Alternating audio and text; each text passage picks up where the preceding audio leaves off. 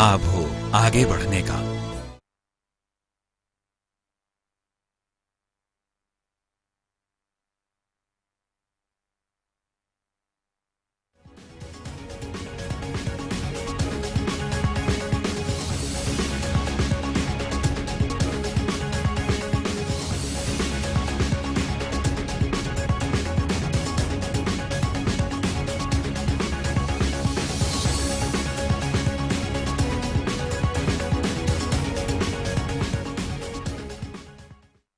बिस्मिल्लाहिर्रहमानिर्रहीम। पाकिस्तान टुडे के साथ मैं हूं आपका होस्ट इकबाल शाहिद।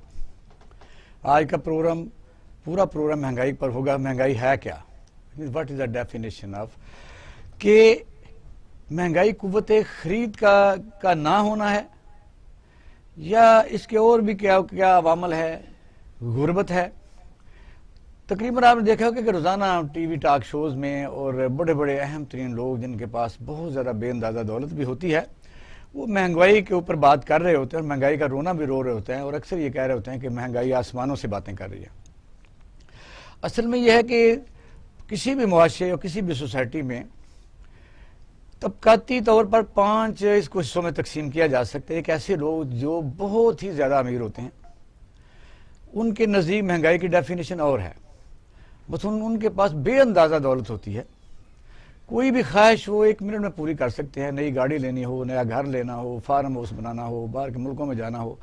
वो महंगाई को जब डिस्कस करते हैं तो उनके मद्देनज़र डॉलर का रेट, स्टॉक एक्सचेंज और ब्रांडेड इस किस्म की गाड़ियों का तस्वुर होता है।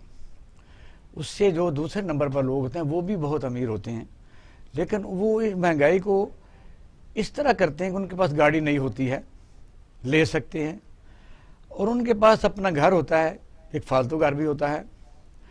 यानी रोज़मर्रा ज़िंदगी में उनको किसी किस्म की कोई भी ऐसी ख्वाहिश नहीं थी जो उनके पास ना हो, लेकिन वो महंगाई को इस तरीके से लेते हैं कि एक प्लाट जब वो ख़रीदते हैं तो वो कहते हैं कि और जब प्लाट ख़रीदने गए तो वो और उससे ज़्यादा महंगा था। इंपोर्ट एक्सपोर्ट का वो तज़किरा करते हैं। यानी इस किस्म की जो चीज़ें हैं, ख्वाहिशात ज़िंदगी। उसके बाद एक ऐसा तबका आता है कि जिनके पास गाड़ी तो होती है लेकिन वो नई गाड़ी नहीं होती, घर होता है लेकिन बहुत बड़ा यानी महल नुमा नहीं होता, रोज़गार भी होता है और दूसरे तरीके से उनकी ज़राए आमदनी नहाई पर ज़रूर होती हैं। उनके नज़दीक महंगाई ये होती है कि मैं गाड़ी बदल सकता हूँ, मेरे बच्चे जो हैं बीकन हाउस पढ़ सकते हैं, मेरे बच्चे जो हैं वो इससे आला तरीन मदरसों या इस तरह के कॉलेजेस में पढ़ सकते हैं। उनकी ख्वाहिश बैरून मुल्क के छोटे मोटे दौरे वो रह जाती हैं, इसको वो महंगाई कहते हैं। उसके बाद आते हैं तो जिनके पास रोज़गार होता है, मुनासिब आमदनी होती है। आमदनी से मुराद ये है कि वो आमदनी में इजाफा नहीं कर सकते, एक लगी बंदी एक होती है, वो महंगाई को और तरह तज़किरा करती है। और आखिरी नंबर पर जो महंगाई से सबसे ज़्यादा मुतासर होते हैं वो बेरोज़गार होते हैं, वो डेली वेजेस के होते हैं, वो दिहाड़ीदार आप उसको कह सकते हैं। उनके पास अपना घर नहीं होता, वो जो कमाते हैं वो किराए की मद में उनका निकल जाता है। जब वो किराया मकान, अगर उनके पास ये सहूलत हो कि उनके पास सिर्फ अपना मकान ही हो, तो वो जो बचे हुए पैसे हैं वो उनके पास अगर होते तो वो ज़रूरियात ज़िंदगी, ख्वाहिशात ज़िंदगी नहीं, ज़रूरियात ज़िंदगी ख़रीद सकते।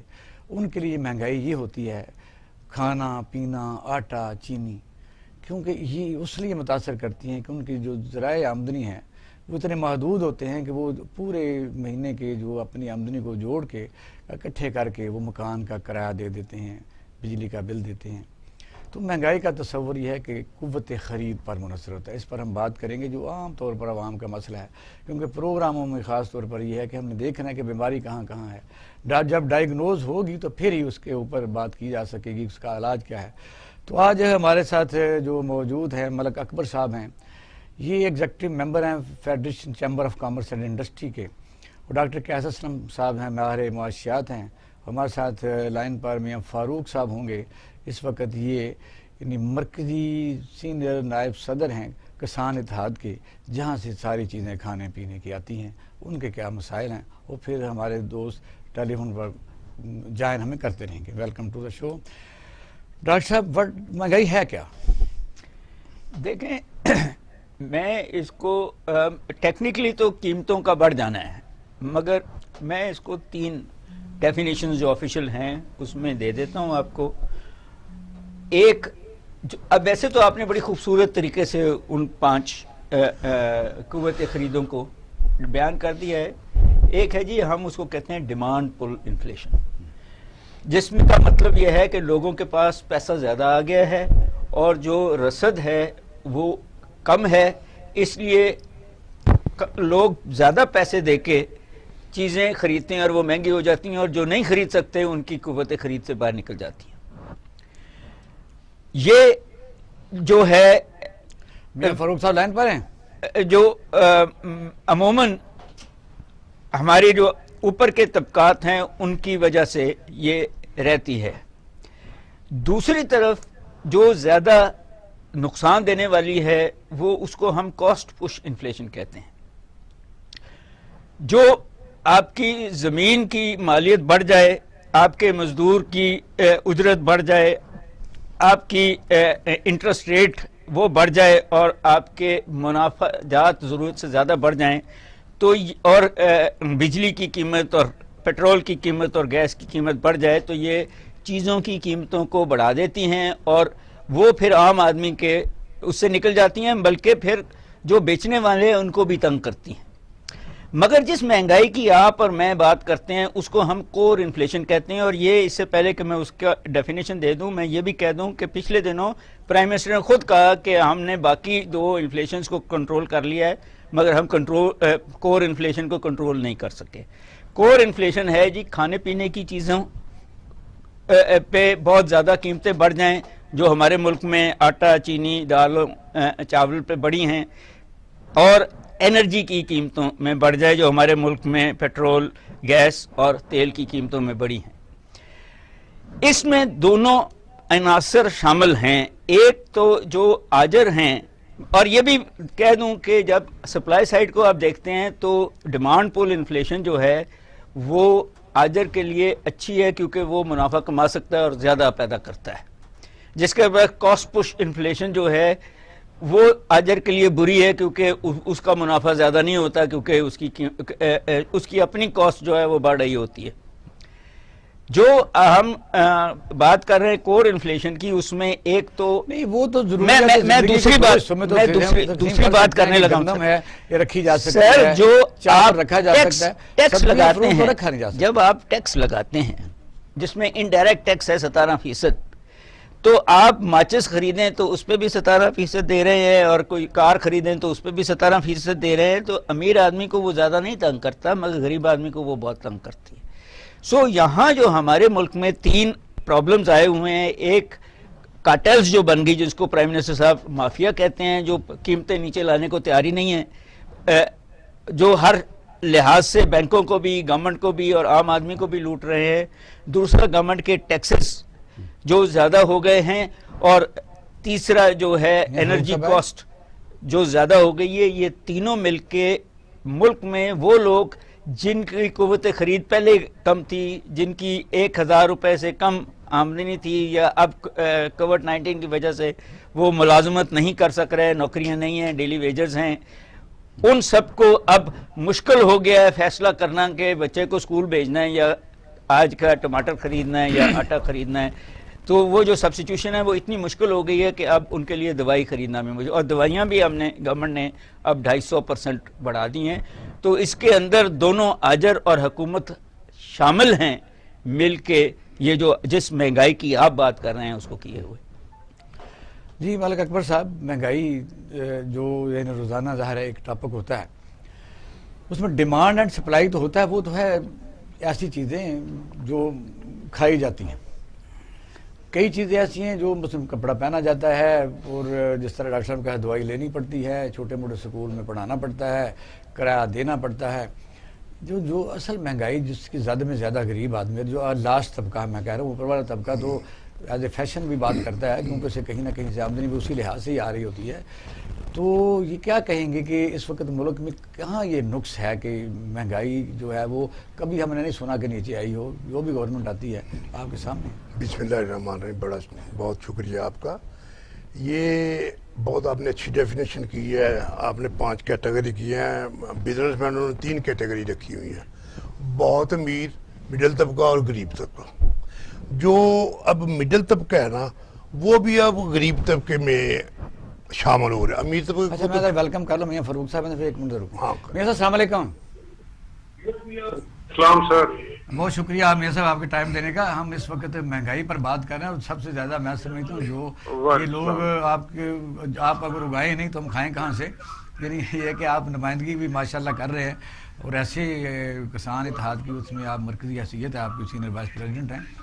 اچھا ہم نے ملک اکبر صاحب اس وقت ہیں, ڈاکٹر قیاس اسلم صاحب ہیں ہمارے معاشیات اور چیمبر کی نمائندگی ملک اکبر صاحب کر رہے ہیں. آپ سے ہم یہ سوال کر لیتے ہیں کہ پاکستان ہو یا کوئی دنیا کا ملک ہو, اس میں 5 طبقے ہوتے ہیں. ایک تو ہوتے ہیں کہ وہ ایز اے فیشن تو کہتے ہیں مہنگائی ہے, لیکن ان کی پیراڈائز اتنی بڑی ہوتی ہیں کہ ان کی زمینیں بے حد و حساب ہوتی ہیں, ان کے کاروبار اتنے ہوتے ہیں کہ ان کو تو خود بھی نہیں پتا کہ پٹرول کہاں سے, یعنی میرا نوکر لے کے آ رہا ہے, وہ مینیجر مینٹین کرتے ہیں. کئی لوگوں کو ہم جانتے ہیں شوگر مل رہے ہیں, اسٹیل مل رہے ہیں. دوسرا طبقہ یہ ہوتا ہے کہ ان کے پاس آسائش زندگی کافی زیادہ ہوتی ہیں. ان کا میٹر ہوتا ہے کہ بھی ہم ایک نیا گھر تو ہے لیکن ایک اور نیا گھر نہیں بناتے, بڑا مہنگا ہمیں ملا ہے, اور ایک نئی 2 گاڑیوں کے بعد تیسری گاڑی مہنگی ہے, ڈالر کا ریٹ ہے. پھر آخری جو طبقہ جس کو ہم غریب کہتے ہیں, ان کے پاس گھر بھی نہیں ہوتا. وہ ساری کمائی یعنی آپ کہہ سکتے ہیں کہ جو بھی وہ کماتے ہیں ڈیلی ویجز پر کمائیں, کہیں سے کمائیں, تو وہ آدمی کے بچے بھی زیادہ ہوتے ہیں, ان کے دوائی بیمار بھی رہتے ہیں, وہ زیادہ متاثر ہوتا ہے. تو یہ ٹی وی ٹاک شو میں آپ دیکھتے ہیں کہ بڑے بڑے امیر اور بڑے بڑے روسا یعنی جتنے لوگ ہوتے ہیں وہ مہنگائی کا رونا رو رہے ہوتے ہیں. مہنگائی کے سر ڈیفینیشن کیا ہے؟ قوت خرید ہونا ضروری ہے بندے میں کہ کتنی قوت خرید ہے اس بندے؟ جی میاں صاحب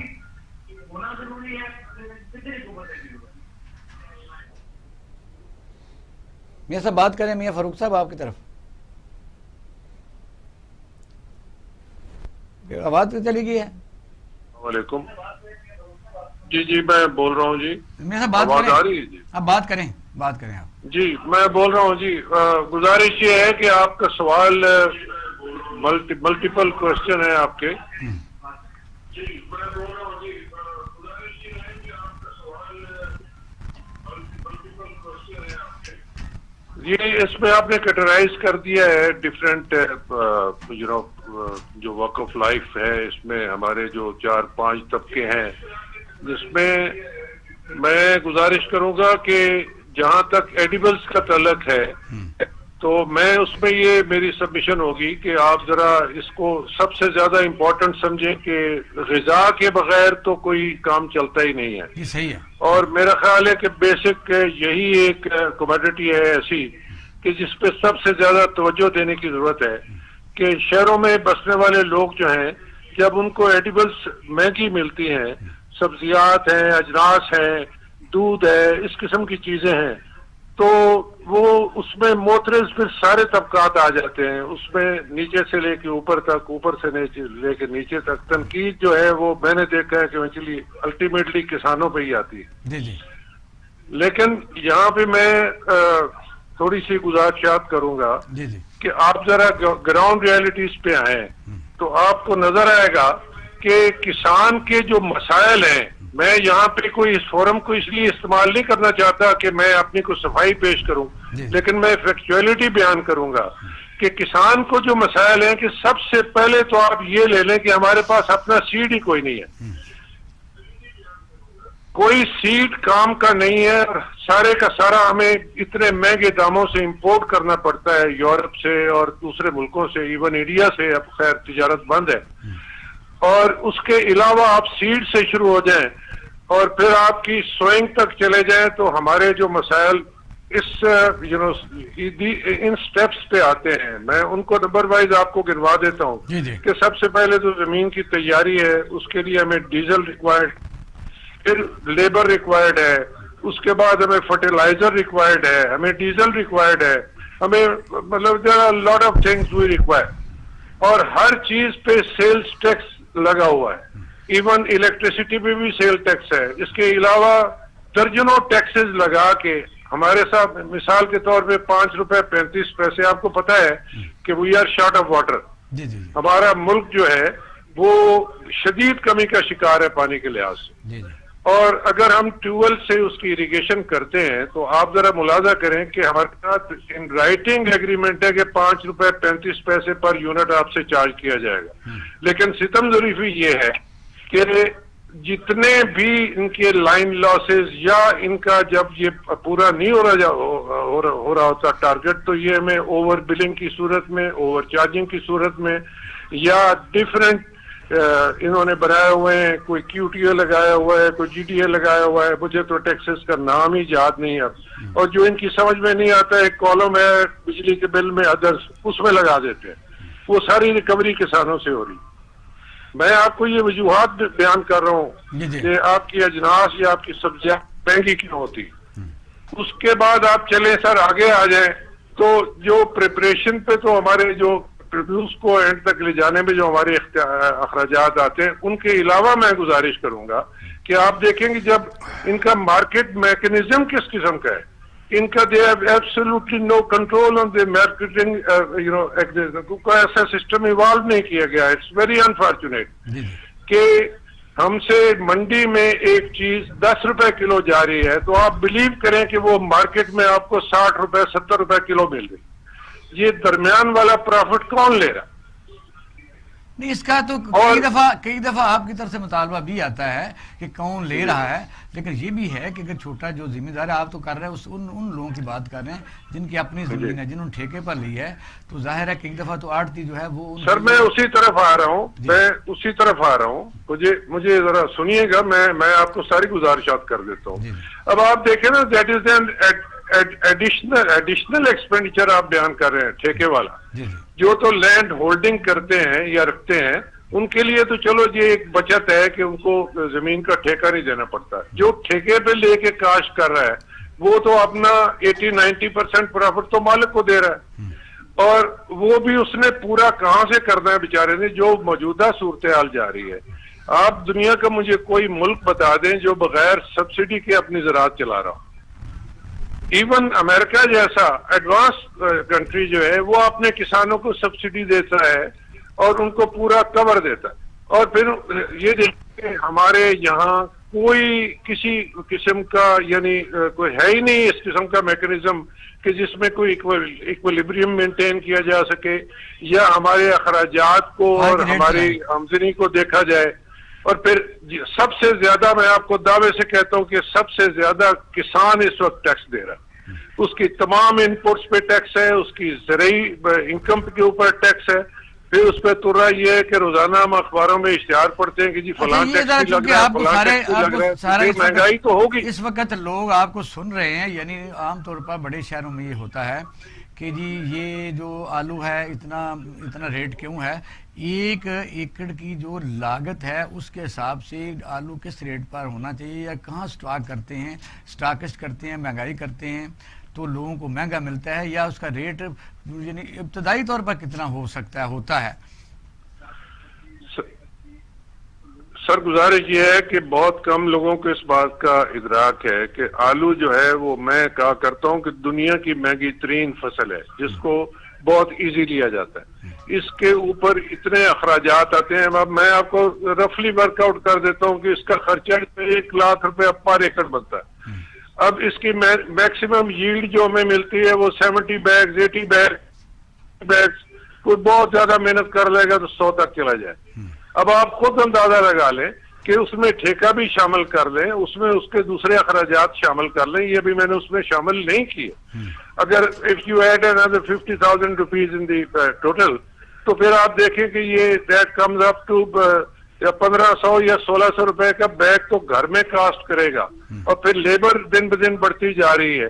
میرا خیال ہے میں ابھی اگر اس کو آج کے ریٹ سے ورک آؤٹ کروں تو یہ 1800-1900 روپے کا بیگ 3 من کا پڑتا ہے، اور کبھی ایسا نہیں ہوا کہ ہمیں اچھا بھیا صاحب ذرا لائن پر رہیے گا، میں ذرا شامل کر لوں، لائن پر رہیے گا جی۔ ملک اکبر صاحب آپ نے باتیں سنی ہیں، کیونکہ ہماری خواہشیں جو بھی ہیں اور ظاہر ہے کیپیسٹی نہیں ہے خریدنے کی، جس کو ہم کہہ سکتے ہیں کہ بے قوت خرید آدمی کی اس کی نہیں ہے، لیکن یہ بھی تو بات درست ہے کہ گندم کتنی 1 ایکڑ سے نکلتی ہے، گنا کس طرح نکلتا ہے، گنے کے پیسے اب ملنے شروع ہوئے، پہلے تو 6 سال پیسے نہیں ملتے تھے، تو کیریج ہے، اس پہ ایکسپینڈیچر ہے، بجلی کے ریٹ زیادہ ہیں، تو یہ بھی چیزیں ساتھ ساتھ ملا کے بتائیں نا کہ مہنگائی جو ہے وہ کاشتکار کر رہا ہے، درمیان والا کر رہا ہے، یا لوگوں کو نہیں سمجھ لگ رہی، کیا کہاں ہے؟ 2 باتیں ہیں جی۔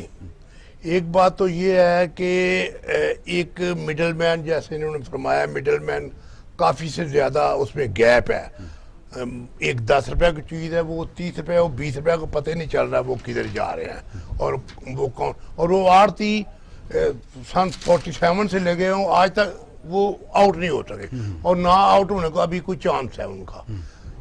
ایک ہے کچھ مہنگائی ہے, ایک ہے مس مینجمنٹ. مہنگائی تو یہ ہے کہ ایک آلو فرض کرو ہے 20 روپے کلو, آپ جائیں بازار ایک بندہ 20 روپے دے رہا ہے, ایک 30 دے رہا ہے, ایک 50 روپے دے رہا ہے.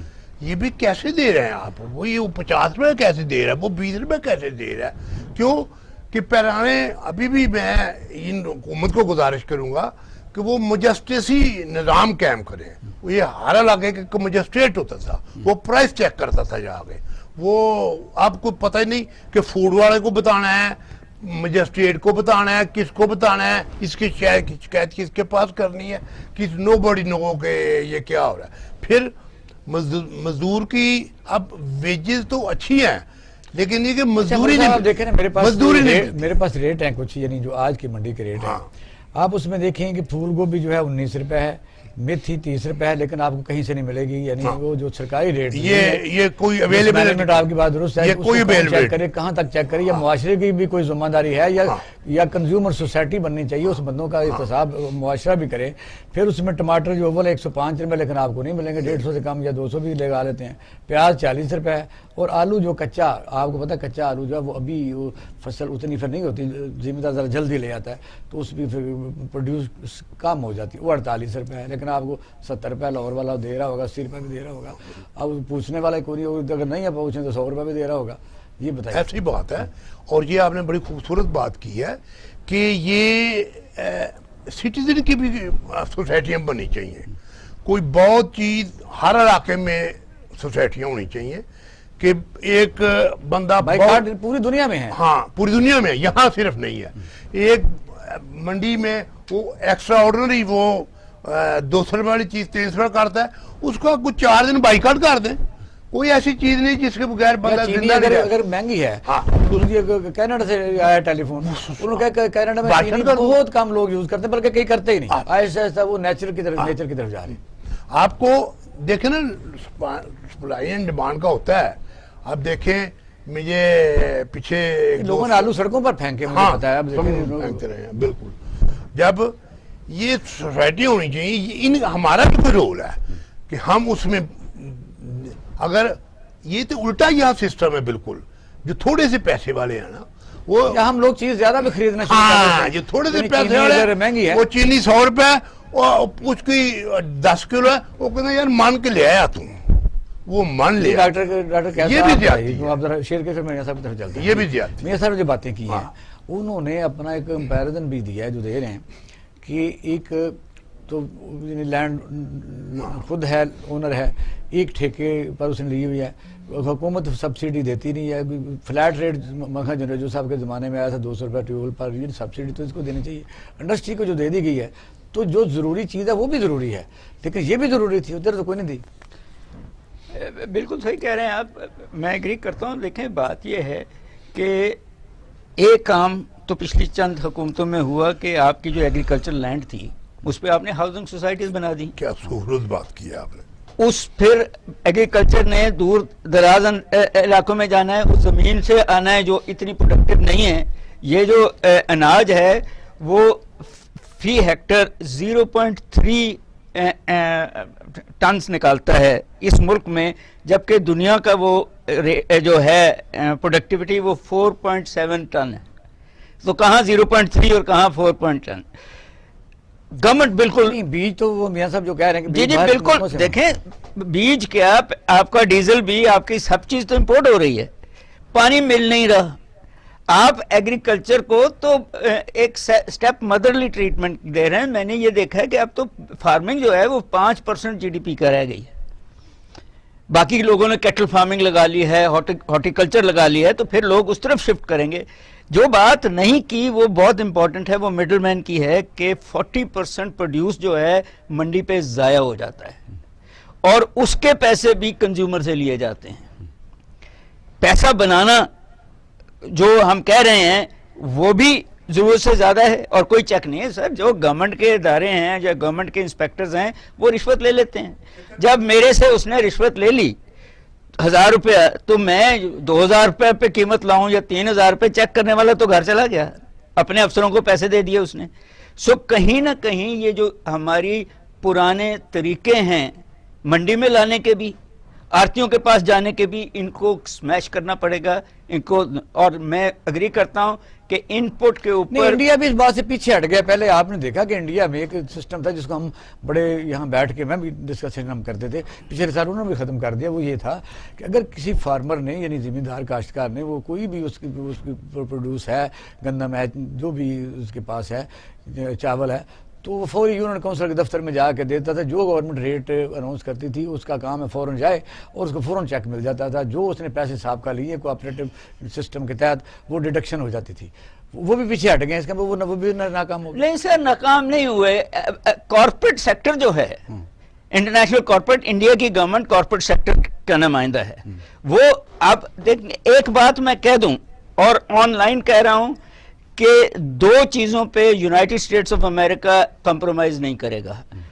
ایک اس کی جو اسلحے کی ہے برتریت, اور دوسرا اس کی اناج پہ جو برتریت ہے وہ کسی اور کو نہیں لینے دے گا. وہ بے شک انڈیا ہو, پاکستان ہو, روس ہو, سے منع کرتا ہے وہ نہیں. یہ پرائس کے اندر جو آپ کی انپٹس ہیں, آپ کی گورنمنٹس کو یہ تو کہہ دیتا ہے نا کہ یہ اتنا مہنگا کر دو.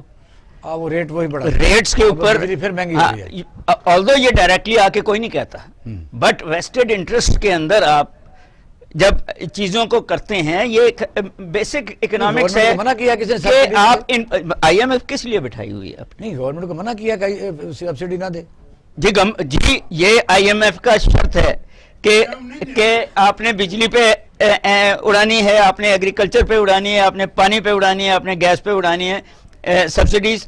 حالانکہ گورنمنٹ اپنے دوستوں کو اوپر چینی چوروں کو اور وہ جو ہے آٹا چوروں کو دے دی سبسڈیز, مگر یہ کہہ کے کہ آئی ایم ایف منع کرتی ہے. آج تک نہ ایگریکلچر کو سبسڈی دی, نہ بجلی کو دی, نہ گیس کو دی. سو سبسڈیز تو یہ بھی ہے کہ جو سرکاری افسر مفت گھر لے رہے ہیں اس کا پیسہ بھی تو کہیں سے آنا ہے. جی میاں فاروق صاحب, میاں صاحب آواز آ رہی ہے؟ آ رہی سر. اچھا میاں صاحب آپ نے باتیں سنی ہیں ڈاکٹر قیاس اسلم صاحب کی بھی اور ملک اکبر صاحب کی بھی. تو یہ ہے کہ جو زمینیں یعنی میں نے تو جن علاقوں میں میری پوسٹنگ رہی ہے میں نے دیکھا کہ وہاں یعنی اتنی سرکاری زمینیں ہوتی ہیں, پھر وہ اپنے طور پر بھی بڑے بڑے جو الیکٹڈ بندے ہوتے ہیں, جپال پور لگا لیں, منچنا آباد لگا لیں, ساہیوال کے علاقے لگا لیں, وہاں لاٹیں بنا لیتے ہیں. جو اگر بندہ لینڈ لیس ہے تو اگر ان کو یہ زمینیں دی جائیں اور قانون ایسا بنایا جائے کہ جس کے پاس زمین ہے, بے شک شیر گاڑی ہے, تو وہ زمین لینڈ لیس کو دی جاتا, نہ کہ جن کے پہلے ہی مربع زمین ان کو دی جائے, جس سے کاشتکاری بھی بڑھ سکتی ہے. یہ آپ کی بات بالکل درست ہے, میں سمجھ گیا. لیکن بات یہ کہ یہاں مسئلہ زمین کا تو بعد میں ایڈیشن کا بعد میں آتا ہے میری نظر میں. جی ٹھیک ہے. Kindly try to understand. بات یہ ہے کہ جو ایگزسٹنگ لینڈ ہے, پہلے بھی یہاں ذکر ہو رہا تھا کہ وہ کالونیز بن رہی ہیں اور یہ وہ, ریگارڈلس آف دیٹ, اگر ہمارے پاس جو موجودہ زمین موجود ہے اور جس سسٹم کے تحت ہم چل رہے ہیں, اسی سسٹم پہ اگر کوئی زرعی پالیسی ہمیں کو اچھی مل جائے اور ہم لوگ آسائش میں آ جائیں اور گورنمنٹ کی توجہ ہو جائے, تو میں آپ کو یقین دلاتا ہوں کہ دین اسکائی از دی لمٹ. یہ میں نے کافی اس پہ ورکنگ کی ہے. ڈفرنس کہاں ہے؟ ڈفرنس میاں صاحب کہاں ہے؟ ایک طرف تو آپ ظاہر ہے آپ جب سٹرائک کرتے ہیں یا کوشش کرتے ہیں اور گورنمنٹ کو اپنے مطالبات کے لیے, دوسری طرف جو خریدنے والے یعنی کنزیومر ہے وہ جلد سے جلوس نکال کے بعد سڑکوں پہ آ جاتے ہیں, جی ہمیں مہنگی چیز مل رہی ہے, آپ کہتے ہیں ہماری سستی لی جا رہی ہے چیزیں. یہ پھر گورنمنٹ کیا کرے, دونوں کے ساتھ کیسے ایک جگہ کامن انٹرسٹ کے اوپر آئے؟ بات یہ ہے جناب کہ میں نے پہلے بھی گزارش کی, آپ کا یہ بڑا ویلڈ پوائنٹ ہے اور اس کی نشاندہی ڈاکٹر قیاس صاحب نے بھی شاید کر دی اور اکبر صاحب نے بھی کر دی. گزارش یہ ہے کہ یہ جو مڈل مین کا کردار ہے, یہ درمیان میں سے جب تک نہیں نکلے گا, چاہے وہ میجسٹریل نظام لے آئیں یا جو بھی سسٹم ایوالو کرتے ہیں وہ کریں تو صحیح کچھ. یہاں تو صورتحال یہ میں اکثر گزارش کرتا رہتا ہوں کہ یہاں پہ ایک بنیادی نظام انہوں نے رکھا ہوا تھا مارکیٹ کمیٹیز کا.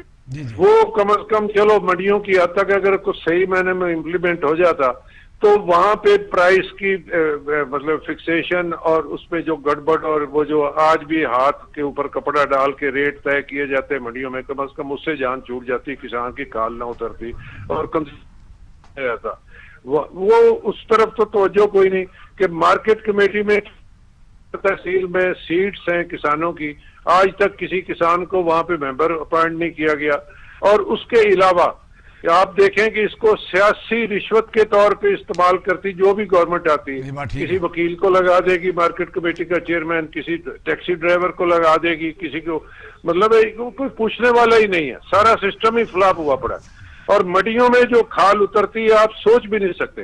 اور میں آپ کو ایک چھوٹی سی مثال دیتا ہوں، یہ بھی چونکہ اس سبجیکٹ سے متعلقہ ہے تو میرے یہ دونوں جو میرے احباب بیٹھے ہیں یہ انشاءاللہ تعالی مجھ سے اتفاق کریں گے کہ یہاں پہ کارٹلز بنے، یہاں پہ مافیاز کام کر رہے ہیں۔ آپ دیکھیں کہ مثال کے طور پہ آپ مکئی کو لے لیں، مکئی میں جتنے بڑے بڑے یونٹس ہیں جن میں یہ آپ کے کارن والے ہیں، یہ اپنا فیڈ ملز ہیں یا دوسرے کافی سارے ادارے ہیں، اس میں یہ سارے مطلب ایکا کر لیتے ہیں۔ جب بھی بولی شروع ہوتی ہے یہ سب آپس میں ڈیسائیڈ کر لیتے ہیں کہ آج 1000 روپے سے اوپر کوئی نہیں جائے گا، اور وہی ہے کہ وہ کسان بیچارہ مجبور ہوتا ہے اپنی پروڈیوس بیچنے پہ، وہ اگر اس کو 1500 روپے کی چیز ہے تو وہ 1000 میں لے کے آرام سے جناب وہ چلے جائیں گے۔ پھر وہ جو انڈین فارمولا ہے وہ فیزیبل تو ہے، یعنی گورنمنٹ جو ہے وہ دیکھ کے جس طرح پروڈیوس پر کتنی ایکسپینڈیچر ہوتا ہے اس کا منافع نکال کے خود خریدے اور خود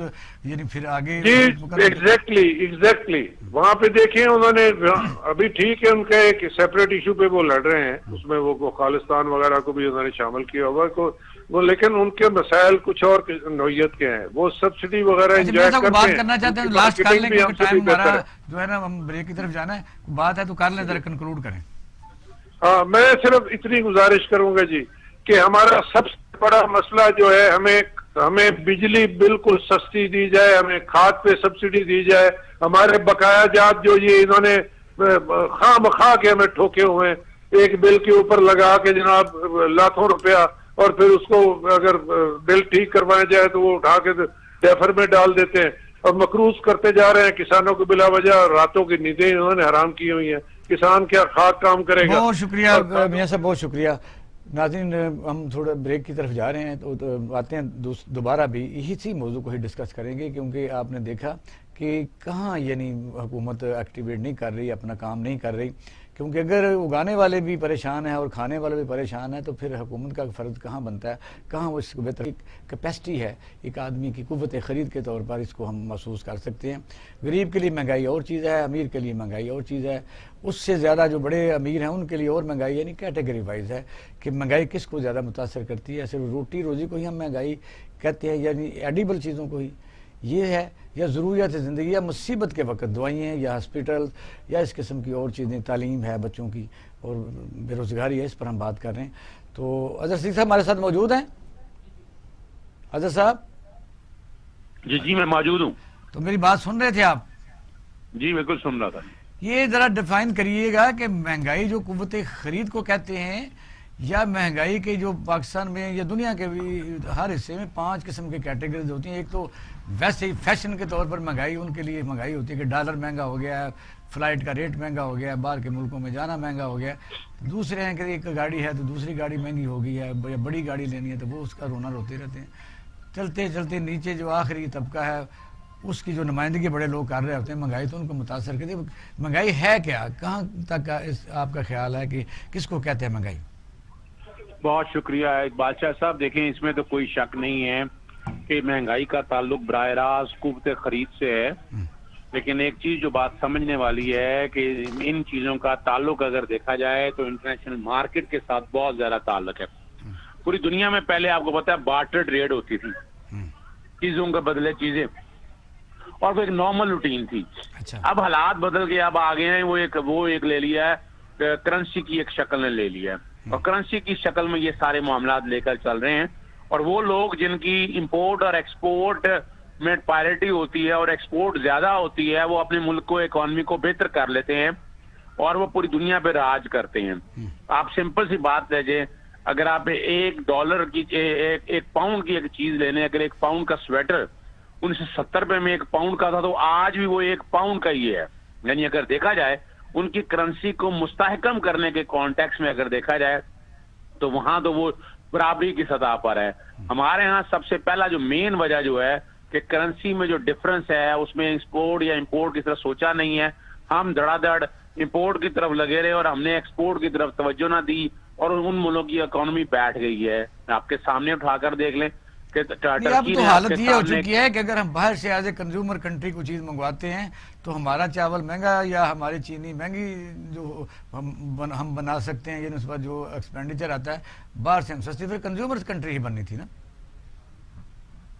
دیکھیں نا, اگر آپ بنیادی طور پر اگر ان چیزوں کو چھوڑیں, اگر آپ اپنے طور پر آ کر دیکھیں, یعنی مثال کے طور پر ہم اگر چینی کے پروڈیوسر ہیں تو چینی کی پرائز آج بھی ہماری انٹرنیشنل مارکیٹ جو پروڈکشن ہے نا, اگر صحیح طرح ہو, یہ بدماشی نہ ہو کہ جو ہم نے چھوڑا ہوا ہے سارا شوگر مل ایسوسیشنز کے اوپر یا ان لوگوں پہ سوچا ہوا ہے, اگر نہ ہو تو اگر دیکھا ہے تو آج بھی پاکستان کے اندر چینی جو ہے نا اس کی پیداواری لاگت جو ہے نا باقی ممالک کے معاملے میں کم ہے.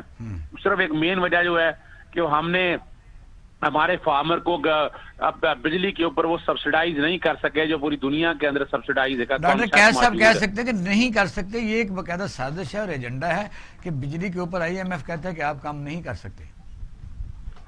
اچھا, اس کی بنیادی وجہ بھی ہے IMF کی طرف سے قدغن جو ہے نا, بنیادی طور پر کسی حوالے سے میں اس کو سپورٹ نہیں کرتا, لیکن ان کا کہنا کیا ہے کہ آپ لائن لاسز کم کریں, ہم بجلی چوری پکڑتے نہیں ہیں, ہم اور اس کے علاوہ جو پرانی لائنیں ہیں, ٹرانسمیشن لائن پرانی ہے, ہم نے تبدیل نہیں کیا اور وہ لائن لاسز کے چکر میں ہم اتنا نقصان ہو جاتے ہیں. یعنی IMF کی کنڈیشنز وہ اپنی جگہ ہیں, لیکن اگر انڈیا کے ساتھ IMF کی کنڈیشنز آپ دیکھیں تو وہاں انہوں نے اپنے چلو یہ تو بات آپ کی ٹھیک ہے, بڑے وسیع سینیریو میں ہے, لیکن جو ہمارا لوکل یعنی ہمارا جو گروورز ہے, زمیندار ہے, کاشتکار ہے, جس نے ٹھیکے پر لیے یا وہ خود اپنی زمین ہے, وہ بھی نکلا ہوا ہے کہ ہمیں صحیح ریٹ نہیں مل رہے, اور جن کو بیچ رہے ہیں وہ کہتے ہیں ہمیں مہنگا مل رہا ہے, وہ بھی بازار میں نکلنے کے لیے تیار ہے. تو یہ کہاں ان کا یہ جو کامن انٹرسٹ پر واچ کر کے حکومت کیا کرے؟ اچھا دیکھیں, میں ایک عرض کرتا چلوں, جوڈیشل ایکٹیویزم پینل ہماری ایک NGO جی جی جی جی دیکھ لی ہے مہنگائی کی. ہاں, اگر ہم بیسک بات کریں تو تینوں ادوار میں ہم نے تو نہیں دیکھا کہ مہنگائی ایک دفعہ بڑی ہو, کم ہوئی ہو. اس کی مہنگائی اور مثال کے طور پر پہلے کئی دفعہ پیٹرولیم پرائسز کے ساتھ لنک کیا گیا, پیٹرولیم کی قیمتیں زیادہ ہوتی تھیں تو مہنگائی بڑھتی تھی, پیٹرولیم کی قیمتیں کم ہوتی تھی, مہنگائی نہیں کم ہوتی تھی. ہم نے دیکھا, یہ تو ریکارڈ کی بات ہے جو چیز, اور وجہ کیا ہے کہ ہم نے فری اکانومی کے چکر میں ہم پھنس گئے ہیں. میں نے اس پٹیشن میں ایک ذکر کیا نا کہ آج بھی ہم ٹیکس نہیں کر سکے, ہم نے فارمر کو پڑھ کے رگڑ دیا, فارمر کو سبسڈائز کرنا چاہیے تھا, فارمر کو ایڈوانٹیجز دینے چاہیے تھے. ہم تو آج اس چکر میں بھی لگے ہیں کہ اس کو ٹیکس دے کے ویسے ہی مار دیں اس آدمی کو.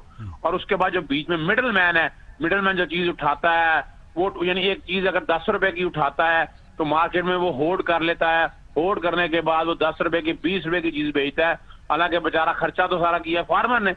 اور وہاں ہم نے کوشش نہیں کی کہ وہ مڈل مین کو ٹیکس کر سکے. مڈل مین وہی ہیں جو یہ بڑی بڑی سیاسی جماعتوں کے فائنانسر ہیں, وہ انویسٹمنٹس کرتے ہیں, ان کے ٹریڈ یونین کے الیکشن لڑتے ہیں, اور وہی لوگ جو ہوتے ہیں وہ مڈل مین بیٹھا جو ہے نا وہ پیسہ بنا رہا ہوتا ہے بیچارہ, اور اس کے بعد اگر پیسہ دیکھا جائے تو ریٹیلر بنا رہا ہوتا ہے. آپ نے اٹھا کر دیکھ لیں, مارکیٹ میں چلے جائیں, ہول سیل میں تو کتنا پیسہ بنانا ہے آپ نے, جو ایک نہیں آپ چل صاحب آپ دیکھیں, میں نے آج کے ریٹ نکلوائے تھے اور اس میں ہمارا جو ملک میں دنیا میں سٹرس ہم 4تھے نمبر پر ہیں, اور اس طرح کئی کموڈٹی جو ہم کھاتے پیتے ہیں یہ بہت آگے ہے. مسئلہ یہ ہے کہ عوام تک نہیں پہنچ رہی. آپ مڈل مین کی بات کر رہے تھے, مڈل مین کو آپ آڑتی کہہ سکتے ہیں نا, یعنی آڑتی کتنا کو سٹور کر سکتا ہے. اصل میں جو بگ گنز ہیں جو سارا مالٹا خرید کے ایکسپورٹ کر دی, اس کا پابندی مخصوص حد تک کی جا سکتی ہے کہ اتنا ہمارے ضروری ہے. کافی چیزیں ہماری ہیں جو اگر مادر پدر آزاد ایکسپورٹ پر ہو جاتی ہے جو کھانے والی ہیں, اس پر تو پوری دنیا میں ایک طریقہ کار موجود ہے. گندم آپ نے خریدنی بھی ہو تو کہتے ہیں اتنی ہم رکھیں گے, اتنی دے سکتے ہیں. بات یہ دیکھیں, یہ حقیقت ہے. اگر آپ مالٹا اور اگر آپ ابھی آپ سے سمپل سے آپ نے بات چھیڑ دی ہے, ابھی دیکھیں ہم نے کیا کیا ہے کہ یہاں ہاؤسنگ سوسائٹیز وغیرہ یہ سارا بن رہے ہیں, لیکن ساتھ ساتھ کیا ہو رہا ہے, ملتان کے آس پاس دیکھیں جتنا آپ کا آم فیروز کے ایریا میں ہے وہاں آم ختم ہو رہا ہے. آپ یہیں سے اندازہ لگائیں, اور وہ وجہ کیا ہے کہ وہاں پر آم کے اور آپ کی آم کی زیادہ تر ایکسپورٹ ہوتی تھی، اس میں کوئی شک نہیں ہے، ایکسپورٹ میں ایڈوانٹیج تھا آپ کو، اسی طرح سٹرس میں ایڈوانٹیج تھا آپ کو، لوکل مارکیٹ میں چیزیں تو آپ آنے نہیں دے رہے تھے. اچھا چلو آگے چلتے ہیں کہ غریبوں کے لیے جو ضروری چیزیں ہیں مثلا روٹی روزی ہے، یہ سبزیاں ہیں، یہ مرچ دالیں ہیں، یہ گورنمنٹ کیا کوئی بارڈر لائن لے لے، ان کو کوئی شناختی کارڈ ایشو کرے، یعنی جس طرح ایک زمانے میں ہوتے تھے وہ کارڈ ایشو کرے کہ بھی ڈپو کارڈ ایشو کرے. ہندوستان میں تو ایسا ہو چکا ہے. دیکھیں ہمارے ہاں اس وقت میں آپ فری اکانومی کا کانسیپٹ سمجھتے ہیں، پاکستان میں فیل ہو چکا ہے. پوری دنیا کے اندر فری اکانومی میں چلے گی اور اس کی وجہ سے کیا ہوا ہے، امیر امیر تر ہوتا جا رہا ہے اور غریب غریب تر ہوتا جا رہا ہے. ہمارے ساتھ رہیے گا. میں ملک اکبر صاحب کی طرف ہمیں چیمبر سے نمائندگی. جی ملک صاحب، آپ نے سنا ہے کہ ہم وہ تلاش کر رہے ہیں جو لوگوں کو ہم یہ ڈیبیٹ کی طرف لے کے ہم جسے کوشش کر رہے ہیں کہ گروتھ کا یہ پوائنٹ ہے وہ جو میاں فاروق صاحب کسانوں کی نمائندگی کر رہے تھے، اور ظاہر رضا صدیق صاحب ایک ہیں جوڈیشل ایکٹیویزم میں ہر قسم کے مسئلے کو یہ ٹیک اپ کرتے ہیں عدالتوں میں بھی اپنے ذمہ داری سے. تو بتائیے کہ کیسے مسئلہ حل ہوگا. مڈل مین جب ہم کہتے تھے، جب ہم ایک چھوٹے سے چھوٹے ذمہ دار کو قرضہ نہیں دیتے، ایک ایکڑ والے کو 4 کنال والے کو نہیں دیتے، تو پھر وہی دیتا ہے نا، کیا کرے وہ کچھ. دیکھیں 2 مسئلے ہیں. ایک تو ڈاکٹر صاحب نے جو فرمایا نا کہ یہ کالونیاں بنائے جا رہے ہیں. ابھی ریسنٹلی یہ دیکھیں کہ لاہور کی جتنی سبزی آتی ہے نا وہ راوی کے ارد گرد سے آتی تھی ٹوٹلی. اب وہاں پتہ نہیں لاکھ ایکڑ کے 90,000 ایکڑ زمین یہ ایکوائر کر رہے ہیں وہاں کالونی بنانے کے لیے. اب وہ ایکوائر ہو گئی، جو چیز 100 روپے کی ہے وہ 300 روپے کی ہو جائے. کیوں؟ بلو کی تاکہ جو سب سے اچھا ہمارا فروٹ کا علاقہ، سبزیوں کا علاقہ تھا. کالونیاں بنانے کا مقصد تو یہ ہے، جیسے بیجے ٹاؤن والے نے کراچی میں بنائے، دور لے گیا 30 میل دور بنجر کلر زمین.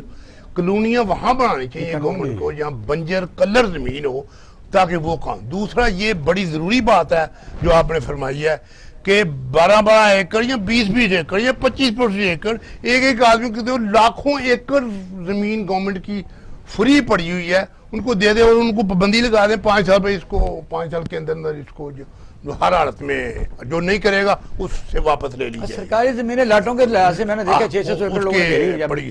ایک تو یہ مسئلہ ہے. یہ دوسری دیکھیں نا، میں سمجھتا ہوں، کہنا تو نہیں چاہیے، ہم بڑی کمزور قوم ہے. انڈیا کو IMF نہیں کہتا. وہاں کچھ سرٹن جگہ پہ کسان کو فری بجلی ہے، سرٹن جگہ پہ چھوٹی انڈسٹری کو فری بجلی ہے. وہاں تو نہیں وہ کہتا بھی آپ کیوں ان کو فری بجلی دے رہے ہیں. یہاں کوئی کنسیپٹ ہی نہیں ہے. پھر ٹیکس پہ ٹیکس ایک آپ یہ کپ لیتے ہیں نا تو اس پہ 6 قسم کے ٹیکس آتے ہیں. وہ بھی بڑی، اگر ٹیکس گورنمنٹ نے لینے ہیں تو گورنمنٹ خود فرد، آپ ایگزامپل لے لیں پٹرول کی. اگر پٹرول انٹرنیشنل مہنگا ہوتا ہے تو گورنمنٹ اپنا ٹیکس کم کر دے نا تھوڑا. جو 25 روپے لیتی ہے 20 روپے کر دے، 20 روپے لیتی ہے 15 روپے کر دے. اس طرح کے پھر گورنمنٹ جب بجٹ بناتی ہے، گورنمنٹ جو پالیسی بناتی ہے، ڈاکٹر صاحب میرے ساتھ ایگری کریں گے، کوئی چیمبر کو، فیڈریشن کو، کسی کو آن بورڈ نہیں لیا جاتا. ہم سے پوچھا جاتا ہے پرپوزلیں بھیجے، ہم پرپوزلیں بھیجتے ہیں. آج تک ایک بھی پرپوزل کوآپریٹ نہیں انہوں نے کی. یہ اسلام آباد والے بابو وہاں جو بیٹھے ہوئے ہیں، ان کو نہ زمین کا پتہ ہے، نہ مہنگائی کا پتہ ہے، نہ کسی چیز کا پتہ ہے، نہ ان کو بزنس کا پتہ ہے. اگر یہ جس طرح انہوں نے، میں اس حکومت سے گزارش کروں گا کہ جس طرح انہوں نے یہ کنسٹرکشن کے لیے کیا ہے نا، یہ ایک تو اس کا 2 سال کا پیریڈ کریں، کیونکہ آپ تو کنسٹرکشن پیریڈ دسمبر میں ختم ہو رہا ہے. اس میں آپ اس فیلڈ میں رہے ہیں. یہ زمین لے کے کرنا کرانا، یہ 7-8 مہینے کا تو زمین خرید کا انتقال کرانا، یہی پروسیس ہے. یہ اور یہ ساری انڈسٹری کے لیے پورے پاکستان میں کر دیں اور انہوں نے کرانا.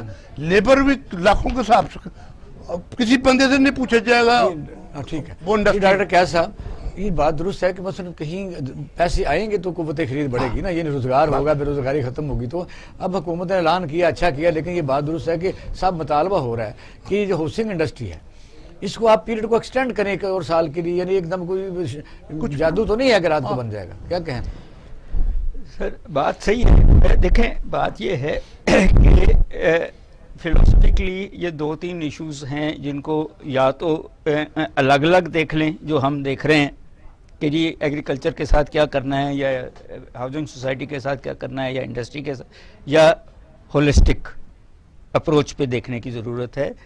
پہلی بات تو جو باتیں ہم ہر لیول پہ کر رہے ہیں اور سب کر رہے ہیں وہ یہ ہے کہ گورنمنٹ کو اتنا ٹیکس کیوں چاہیے. اس لیے چاہیے کہ وہ پرانے قرضے اتار لے جو 40-50% بجٹ کا حصہ جاتا ہے.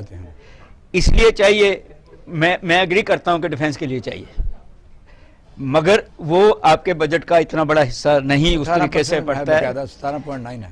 مگر اگر اس لیے چاہیے کہ آپ کے اہلکار اور سیاستدان کو مفت گھر, مفت گاڑی, مفت نوکر چاہیے, تو پھر میرے پیسے سے کیوں آ رہے ہیں وہ؟ اور وہی لوگ ہیں جنہوں نے فیصلہ کرنا مہنگائی ہو گئی یا نہیں ہوگی, کیونکہ ان کو تو مفت چیزیں مل رہی ہیں. سو پہلے جب تک آپ اس ٹیکس کے مائنڈ فریم کو نہیں کریں گے. ہاں سر بھی آ جاتے ہیں کہ اگر 25 بلین تقریباً خرچ ہوتا ہے پارلیمنٹ کے اوپر 5 سال, تو اگر وہ کیا جائے, نہیں جس نے الیکشن لڑنا ہے قوم کی خدمت کرنی ہے, فری آف کاسٹ لکھا لیں اسے پہلے. جی بات یہ ہے کہ اگر آپ کا 1 روپے کا 80 پیسے ضائع ہونے ہیں ٹیکس کے, اور 20 پیسے جو ہیں وہ لگنے ہیں, تو پھر یہ مہنگائی رہے گی.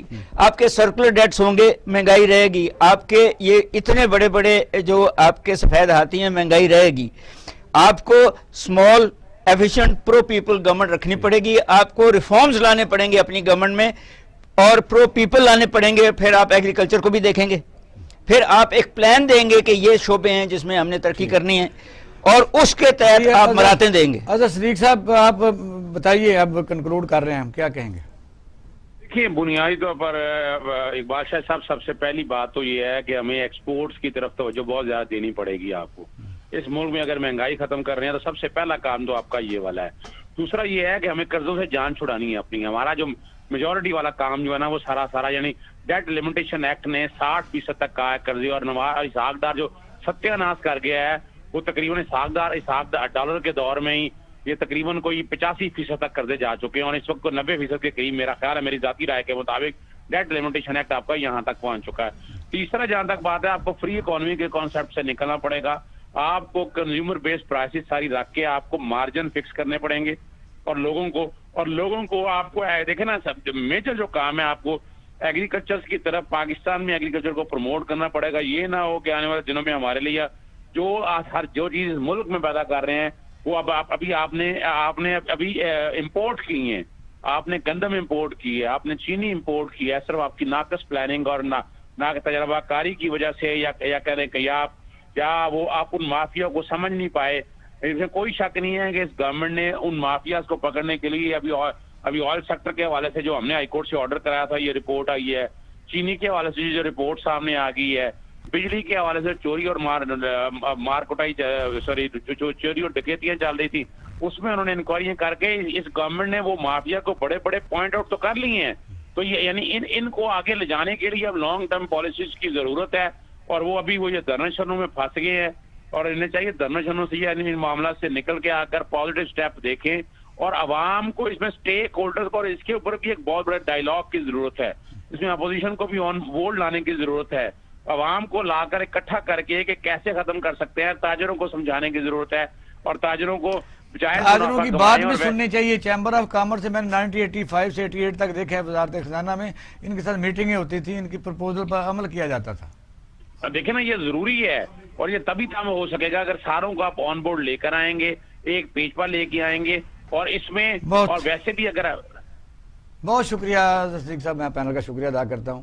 ناظرین, کہتے ہیں کہ ایک پاکستان میں جنگ لگی ہوئی ہے, اپوزیشن یا ہو حکومت. نظر ایسی آ رہا ہے کہ ہم چیختے پکارتے رہیں گے, اور ہمارے جو ذمہ داری اپنا دیا ہم جلاتے رہیں گے, لیکن تا تریا کا بردہ شد مارگ زیدہ بردہ شد, یہ پلاننگ بناتے رہیں گے, اور وہ پرانے لوگ جو ہیں وہ دوبارہ آنے کے لیے سڑکوں کے اوپر دھما چوکڑی مچائے رکھیں گے. پاکستان کے عوام کو کسی کو خیال نہیں ہے. پاکستانی عوام کو اپنے ہی طور پر ایک سویلائز ملکوں کی طرح, ایک سویلائز عوام کی طرح کنزیومر سوسائٹیاں بنا کے اپنی طریقے سے اپنے مسائل کو حل کرنے کے لیے کوششیں کرنی پڑیں گی. حکومت کا